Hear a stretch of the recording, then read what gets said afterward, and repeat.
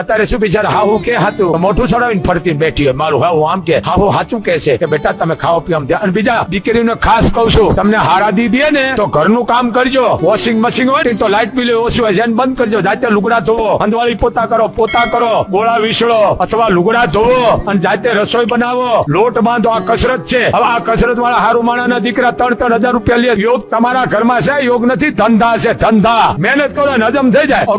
Kilo ખાઈને કામ કરવું નથી. શેટી પકડીને બેહો પછી એવું કે મારા પગ તૂટે, મને બીપી વધી ગયું છે, મારું શરીર વગડે શાનું કારણ આ કે બાયુ કામ નથી કરતી. અહીં આવે છે ઘણી બાયુ નિરોગી, પણ વસ્તુ એક જ છે, તમે ઘરનું કામ કરો. સારા દિવસો હા 5મો મહિનો હોય પછી વજન ન ઉપાડાય, પણ ઘરનું કામ કરો. ઘરનું કામ જેટલું કરશો બાળક તંદુરસ્તી રહેશે, એ બાળક સારું રહેશે. પછી મહિને તમે દવાખાને જાઓ, ડોક્ટર જે તમને કે એ પ્રમાણે એનું નિદાન કરાવો. દીકરાનું માનું ડોક્ટર ની સલાહ આલજો, પણ ખોટી અંધશ્રદ્ધામાં ન દઈશો, કારણ કે હું અંધશ્રદ્ધાનો વિરોધી છું. માતાજી નડે છે, નેફોય નડતો નથી. માં કોઈનું કાંઈ લેતી નથી. માં દુઃખ લેવા વાળી છે, માં કોઈને દુઃખ દેવા વાળી નથી.